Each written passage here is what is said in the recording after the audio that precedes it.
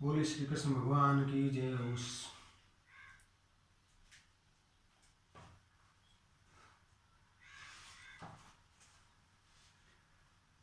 चौदह अध्याय प्रारंभ जी। गुणत्रय विभाग योग। श्री भगवान ने कहा, फिर भी ज्ञानों में श्रेष्ठ ज्ञान तुमको कहता हूँ, जिसको जानने से सारे मुनिजन मोक्ष रूप परम सिद्धि को प्राप्त हुए हैं। इस ज्ञान की सहजता से मेरे स्वरूप को प्राप्त हुए लोग सृष्टि के समय जन्मते नहीं और प्रलय काल में कष्ट नहीं पाते। हे अर्जुन, परम ब्रह्मा मेरी योनि है, मैं उसमें गर्भ को रखता हूँ और उसमें भूतों की उत्पत्ति होती है। हे कौन्तेय, सब गर्भों में जो विभूतियाँ उत्पन्न होती हैं, उनका उत्पत्ति स्थान प्रकृति है और मैं बीज देने वाला पिता हूँ। हे माँ बहू, प्रकृति से उत्पन्न तत्व रज और तम तीनों गुण देह में रहने वाले निर्विकार आत्मा को बांध लेते हैं। हे अभिनव, इनमें तत्व निर्मल होने के कारण प्रकाशक और निरुपद्रव है, जो प्राणी को सुख और ज्ञान के साथ बांधता है। हे कौन्तेय, रागात्मक रजोगुण से तृष्ण और आसक्ति उत्पन्न होती है, जो प्राणी को कर्म के साथ बांधता है। तमोगुण की उत्पत्ति अज्ञान से है। ये भ्रम आलस्य निद्रा से प्राणी को बांधता है। हे अर्जुन, तत्वगुण उत्पन्न करता है, रज कर्म पैदा करता है, तब सब ज्ञानों को ढककर प्रमाद पैदा होता है। हे अर्जुन, तत्वगुण रज और तम को दबाकर बढ़ाता है। इसी प्रकार रज तत्व और तम को और तम तत्व और रज को दबाकर बढ़ाता चाहता है। इसी देह में इंद्रियां द्वारा जब ज्ञान का प्रकाश उत्पन्न हो, तब समझिए तत्व गुण की विशेष वृद्धि हुई है। हे कौन्तेय, रजोगुण की वृद्धि में लोभ क्रमों में प्रकृति कर्मों का आरंभ, अशांति और इच्छा उत्पन्न होती है। हे कुरुदनंद, तमोगुण की प्रबलता में अविवेक, अनुगम, प्रमाद और मोह ये सब होते हैं। जब देह को तत्व गुण के उदर में मृत्यु प्राप्त होती है, तो यह ज्ञानियों को प्रकाश में लोक को प्राप्त होता है। रजोगुण के उदय में मरकर कर्मों में आसक्त मनुष्यों में जन्म लेता है। वो तमोगुण के उदय में मरा हुआ मूढ़ योनि में जन्म पाता है। स्वाभाविक पुण्य कर्म और फल की स्वाभाविक संकल्प रहित होते हैं। राक्षस कर्म का फल दुख, तामस कर्म का फल अज्ञान है। तत्व से ज्ञान उत्पन्न होता है, रज से लोभ तथा तम से प्रमाद, मोह और अज्ञान की उत्पत्ति होती है।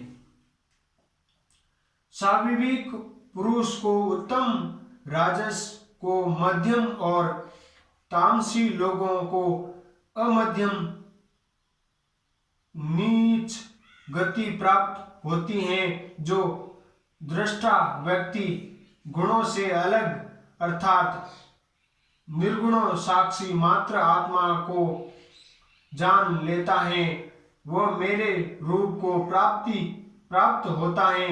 जो देही शरीर में उत्पन्न होने वाले सत्य, रज और तम, इन तीनों गुणों को जीत लेता है, वह जन्म, मृत्यु, बुढ़ापा और रोग से छूटकर मुक्ति पाता है। अर्जुन ने पूछा, हे प्रभु, कैसे मालूम हो कि अमुक मनुष्य ने तीनों गुणों को पार किया है? उसका क्या बर्ताव है?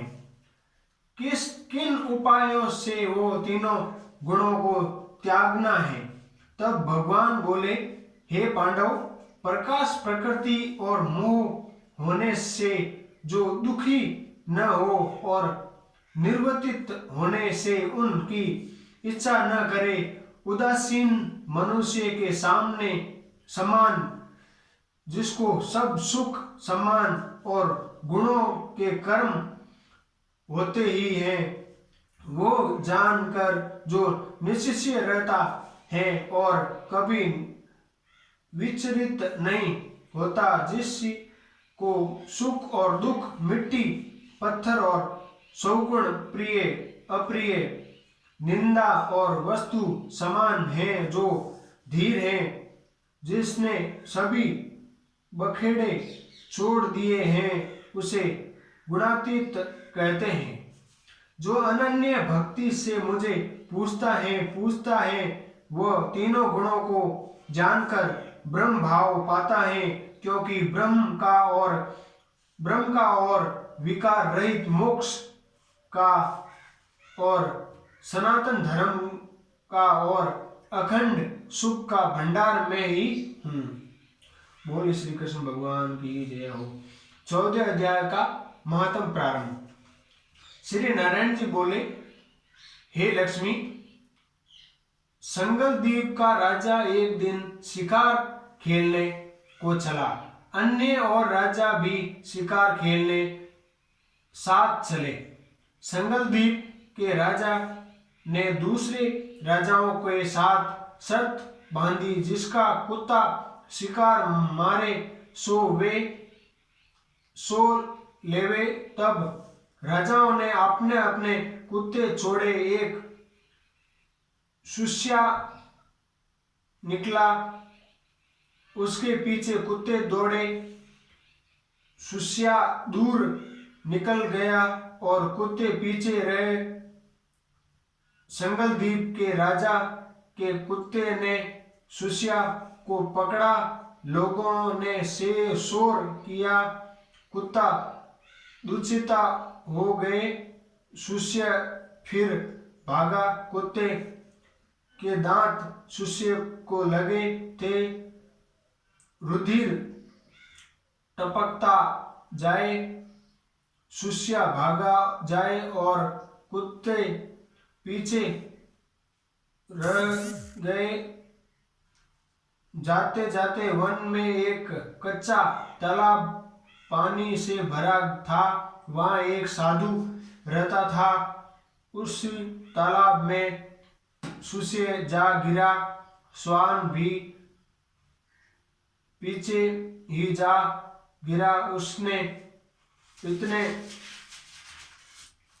इतने में राजा भी घोड़े दौड़ा कर पहुंचा तो कुछ तो देखा, दोनों मरे पड़े हैं और देवदेही पाकर बैकुंठ को चले हैं। राजा को देखकर उन्होंने कहा, राजन, तू धन्य है, तेरे प्रताप से हमने देवदेही पाई है। राजा बोला, ये कैसे? तब उन दोनों ने कहा, हम नहीं जानते, इन जल के चूने से हमें देवदेही मिली है। राजा ने कहा, मेरे धन्य भाग जो तुम्हारा उद्धार हुआ है। इतना कह वह बैकुंठ को गए। राजा ने साधु को नमस्कार करके पूछा, हे संत जी, वार्ता कहो। ये कौतुक आश्चर्य क्या देखा है। सुष्या स्वान दोनों का इस जल के स्पर्श करने से उद्धार हो गए। ये जल कैसा है? उस संत ने कहा, हे राजन, मेरा गुरु ये रहता था, नित्य स्नान कर गीता जी के 14 अध्याय का पाठ किया करता था। मैं भी ये स्नान करके श्री गीता जी का पाठ करता हूँ। राजा ने कहा, अन्य धन्य है जो आपके प्रताप से ये ऐसी योनियों का उद्धार हुआ है।